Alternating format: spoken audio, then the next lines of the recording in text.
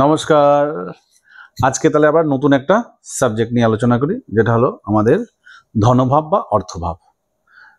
তো ধনভাব আর অর্থভাবটাই আমাদের প্রত্যেকটা মানুষের, যারাই অ্যাস্ট্রোলজারদের কাছে আসে, বেশিরভাগ লোকেরই উদ্দেশ্য হলো যে আমি কতটা অর্থ উপার্জন করতে পারবো, কিভাবে অর্থ উপার্জন করব, কতটা করতে পারবো।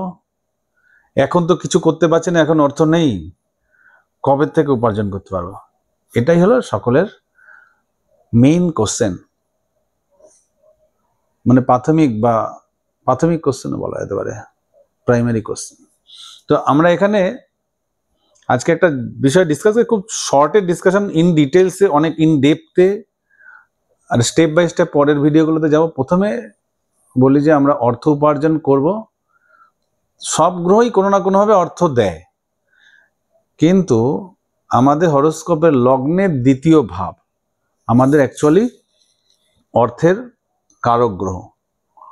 এখান থেকে আমরা অর্থটা বিচার করতে পারি যে অর্থ কতটা কামাতে পারবো, কতটা ইনকাম করতে পারবো আমরা। এই অর্থটা কোন ভাবে আসবে দ্বিতীয় ভাব কিন্তু বলে দেবে। অ্যাকচুয়ালি দ্বিতীয় ভাবের যে লর্ড বা দ্বিতীয় ভাবে কোন গ্রহগুলো বসে রয়েছে তাদের উপর ডিপেন্ড করে। দ্বিতীয় ভাবে যে গ্রহগুলো বসে থাকবে সেই নেচার থেকে কিন্তু আমরা পাবো যে অর্থটা কোন ভাবের থেকে আসবে, অর্থটা কি ওয়েতে আসবে। এখন ধরা যাক দ্বিতীয় ঘরের লর্ড শুক্র, সেও আবার কোন ঘরে বসে রয়েছে তার উপর বেস করেও কিন্তু আমরা বিচার করতে পারি।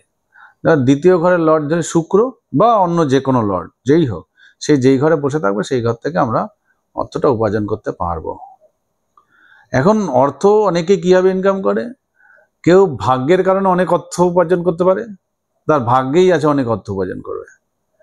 আর কেউ পরিশ্রম করে অর্থ উপার্জন করে, নিজের চেষ্টায় অনেক কষ্ট করে অর্থ উপার্জন করে। সেবার ভাগ্যের কারণে অর্থ উপার্জন করবে কিনা সেটা কিন্তু ডিসাইড করে যে ভাগ্যপতি দ্বিতীয় স্থানে বসে আছে কিনা। ভাগ্যপতি বা নবমপতি যদি দ্বিতীয় স্থানে বসে থাকে, বা দ্বিতীয় পতি যদি নবম স্থানে গিয়ে বসে থাকে, তাহলে সে কিন্তু ভাগ্যের কারণে সে কিন্তু মানে প্রচুর অর্থ উপার্জন করতে পারবে। আবার নাইন্থ লর্ড যদি সেকেন্ডে বসে থাকে, তো সেকেন্ড ভাবটাকে কন্ট্রোল করবে নাইন্থ লর্ড, মানে পিতৃভাব বা ভাগ্যভাব। তাহলে ভাগ্যের কারণে অনেক অর্থ আসবে, বা পিতাও তাকে অনেক অর্থ দিয়ে যেতে পারে, বা তার পিতার কাছেও প্রচুর অর্থ থাকে, যার কারণে সে কিন্তু ভালো অর্থ উপার্জন করতে পারে। এটা হলো ভাগ্যের কারণে অর্থ। আবার দেখা যায় যে সে প্রচুর জ্ঞানের মাধ্যমে, অনেক সময় দেখা যায় যে তার পিতা নেই, কোনো বিশেষ কারণ নেই, কিন্তু ভাগ্যপতি যেহেতু ওখানে বসে রয়েছে, সে তখন কিন্তু নিজে অনেক বিদ্যা অর্জন করবে, এবং মানে অনেক বিদ্যা থেকে বা ফিলোসফিক্যাল নলেজ অনেক হয়ে যাবে, গুরু হয়ে যাবে, সেইভাবে অর্থ উপার্জন করতে পারে। অনেকে দেখেছি না, অনেকে গুরুগিরি করে প্রচুর অর্থ উপার্জন করেছে। হ্যাঁ, তার ভাগ্যপতি যদি থাকে যদি সেকেন্ড ভাবে, তাহলে কিন্তু তারা গুরুগিরি করে বা টিচার হয়েও অর্থ উপার্জন করতে পারে। গুরুও একজন গুরু, আবার টিচারও একজন গুরু মানুষের জীবনে। তো অনেকে দেখবি যে স্পিরিচুয়াল কথাবাচক যারা আছে, কথাবাচক যারা রামায়ণ পাঠ করে, কবি গান করে, এরা কিন্তু জেনারেলি ভাগ্যভাব যদি তাদের দ্বিতীয়ভাবে বসে থাকে বা কানেকশন থাকে ভাগ্যভাবের সাথে, এরকম ধার্মিক কথা বলে তারা কিন্তু অর্থ উপার্জন করে।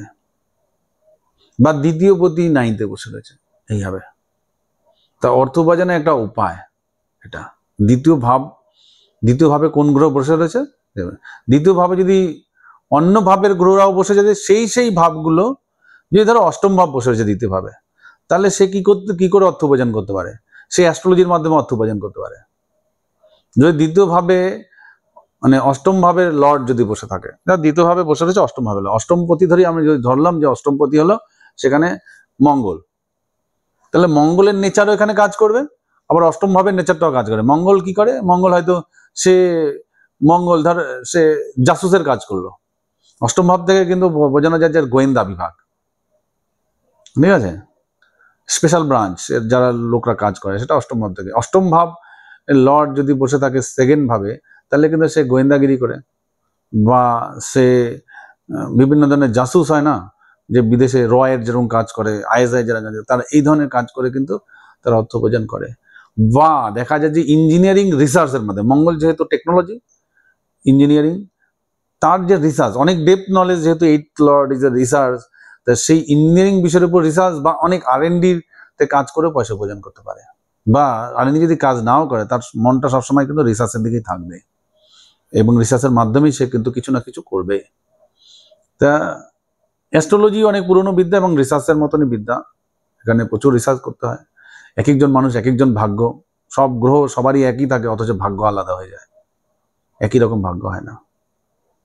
গ্রহ তো ওই 9খানায়, তাও ভাগ্য কিন্তু আলাদা আলাদা, প্রত্যেকটা মানুষের আলাদা আলাদা। কম্বিনেশন কিন্তু বেশি না, গ্রহ আর 12খানা ঘর আর 9খানা গ্রহ মিলে কটা কম্বিনেশন হবে? খুব বেশি যে কম্বিনেশন তা না, ওই 140-50টা কম্বিনেশন আছে। কিন্তু পৃথিবীতে 100 কোটি মানুষ, মানে পৃথিবীতে বলি কেন, ভারতবর্ষে 140 কোটি মানুষের ভাগ্য 140 কোটি রকমের হবে, সবার ভাগ্য এক না। অর্থ হয়তো কারোর সমান সমান হতে পারে, কিন্তু ভাগ্য অন্যান্য দিক থেকে আলাদা আলাদা হয়ে যাবে, এত কম্বিনেশন, এত মানুষ। তাই জন্য ডিপেন্ড করে যে কোন গ্রহের কত ইন্টেন্সিটিতে বসে রয়েছে, কত ডিগ্রিতে বসে রয়েছে, এক হয় না। তা এইভাবে লর্ড যদি এইভাবে বসে থাকে, তা আমাদের বলছি এইভাবে আরো বিচার করতে, 7ম ভাবের লর্ড যদি বসে থাকে কি হবে, লগ্ন ভাবের লর্ড যদি বসে থাকে দ্বিতীয়ভাবে, সে কিভাবে অর্থ উপার্জন করে। কিন্তু আমরা বলছি যে মোটামুটি অর্থ উপার্জন ডিসাইড করবে যে অন্যান্য ভাব যে লর্ড গুলো বসে রয়েছে সেই ঘরটা কন্ট্রোল করবে অর্থ ভাবটাকে, অর্থভাবে যে বসে রয়েছে, এটা প্রাথমিক। সেকেন্ডটা কি না, সেকেন্ড হলো ওই ঘরের লর্ড, সেকেন্ড লর্ড কোথায় বসে রয়েছে সেটা দ্বিতীয়বার বিচার করা হবে। প্রথম ভাবটা বিচার করে লগ্নে কে বসে রয়েছে, লগ্ন মানে সেকেন্ড ঘরটাতে কে বসে রয়েছে, মানে দ্বিতীয় ভাবে কোন কোন গ্রহ বসে রয়েছে বা কোন ঘরের লর্ডরা বসেছে। এবার কোন ঘরের লর্ড বসে রয়েছে সেই লর্ড কিন্তু ডিসাইড করবে তার প্রকৃতি অনুযায়ী, তার নেচার বা ক্যারেক্টারিস্টিক, সেই গ্রহের ক্যারেক্টারিস্টিক কি আছে সেটা প্রথমে বিচার করা হবে। সেকেন্ডে কোন ঘরের লর্ড বসে রয়েছে, এই দুটো বিচার করা হবে যে কোথা থেকে তার টাকাটা আসবে। যদি দেখা গেলো বৃহস্পতি বছর এলো, আচ্ছা বৃহস্পতি 9ম ভাবের কারক, তাহলে এর উপার্জনটা আসবে কিন্তু তার ভাগ্যস্থান থেকে। তার যখনই পয়সার কড়ির কোনো অভাব হবে, তার ভাগ্যস্থান থেকে পয়সা চলে আসবে, যেহেতু 9ম ভাবের কারক। আবার বিদেশ, অনেক দূর গমনের সাহায্য, বিদেশ যাত্রার মাধ্যমে, কথাবাচক হয়ে বললাম যেটা, সেটাও করতে পারে।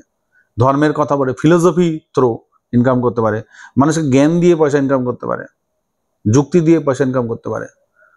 ঠিক আছে, বৃহস্পতি, আবার বৃহস্পতি কারক কিসের, বৃহস্পতি কিন্তু মানে ধনভাবের কারক, ধন যেভাবে থেকে জোগাড় করে নেবে, পয়সা খাটিয়েও পয়সা ইনকাম করতে পারে, যেমন সুদে খাটাচ্ছে লোকে, বা বিভিন্ন রকম মিউচুয়াল ফান্ডের বিজনেস করে, এইসব করেও করতে পারে।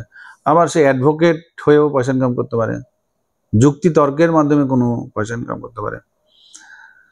তো এখানে দেখা যাচ্ছে যে যেই ঘরের লর্ড, সেই ঘরের লর্ডের যে ক্যারেক্টার, তার থেকে পয়সা ইনকাম করছে। আমরা সেই ঘরের ভাব থেকেও, মানে 9ম ভাবের ভাবটা কি, ধর্মভাব, ফিলোসফি, এখান থেকে পয়সা ইনকাম করতে। পিতৃভাব মানে পিতার হয়তো তাকে অনেক পয়সা দিয়ে যেতে পারে, বা তার পিতা প্রচুর ধনী ব্যক্তি হতে পারে, সেখান থেকে তাহলে পয়সা চলে আসছে।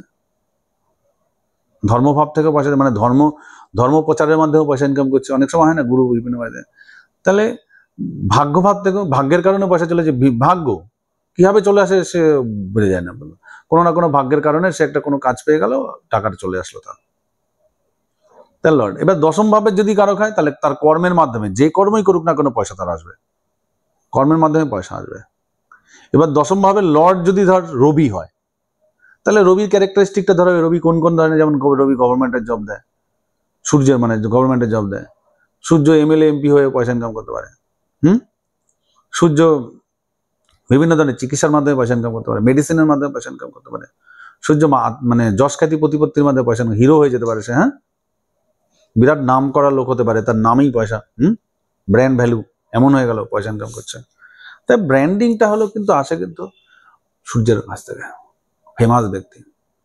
আবার এই 10ম পতি যদি শনি হয়ে যায়, তাহলে তার ক্যারেক্টারিস্টিকটা ডিপেন্ড হয়ে যাবে, পয়সা আসবে, দেরিতে আসবে, কলকারখানার মাধ্যমে, হার্ডওয়ার্কের মাধ্যমে। ঠিক ক্যারেক্টারিস্টিকের উপর ডিপেন্ড করে, গ্রহের ক্যারেক্টারিস্টিক প্লাস কর্ম, তোমার স্ট্যাটাসটাই কিন্তু এখানে পয়সা দিয়ে দিতে পারে, যদি 10ম ভাবের প্রতি যদি দিতে পারে। কিন্তু 10ম ভাবের প্রতি যদি সূর্য হয়, সেখানে স্ট্যাটাস তো বিরাটভাবে কাজ করবে।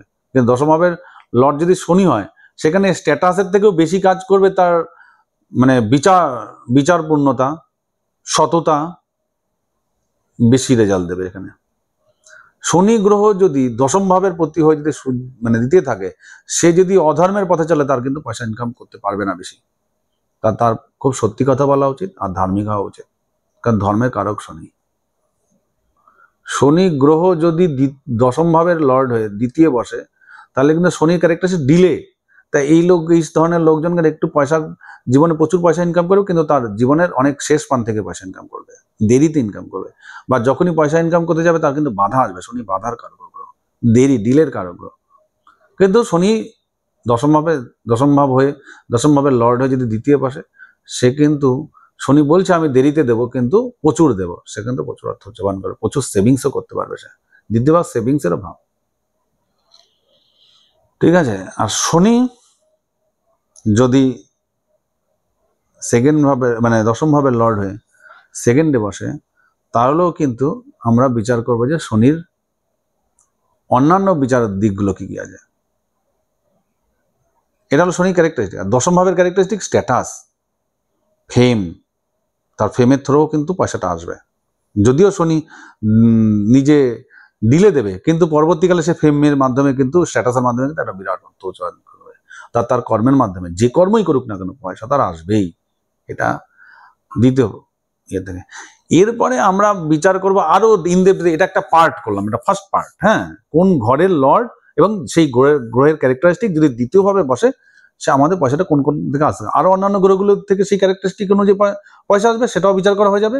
এবং অন্য ভাবে যদি লর্ডরা বসে সেভাবে বিচার করা যায়। এইভাবে আরেকটা পুরো ইনডেপথ অ্যানালাইসিস পরে করা যাবে।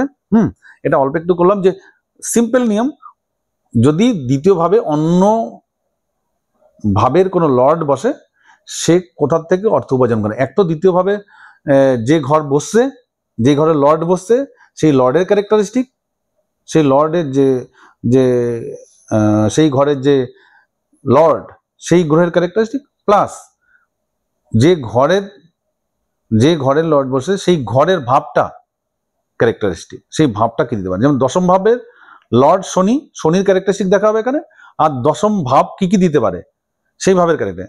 দেখুন, নবম লর্ড যদি বৃহস্পতি হয়, সেই বৃহস্পতি ক্যারেক্টারিস্টিক দেখা হবে, বা শনি হয় শনি ক্যারেক্টারিস্টিক দেখা হবে, এবং নবম ভাব কি দিতে পারে সেই ভাবটা, এই মিলিত কম্বিনেশন তাই কিন্তু পয়সা দেবে। এটা একটা আলোচনা। এরপরে কোন গ্রহ বসছে, সেই গ্রহের ক্যারেক্টারিস্টিক কি, কোন ভাব বসছে সেই গ্রহে, এই করে একটা বড় ভিডিও পরে বানাবো। আজকে এতটাই থাকুক, এটা একটা শর্ট ভিডিওর মতো, ঠিক আছে? তাহলে এখানেই কমপ্লিট।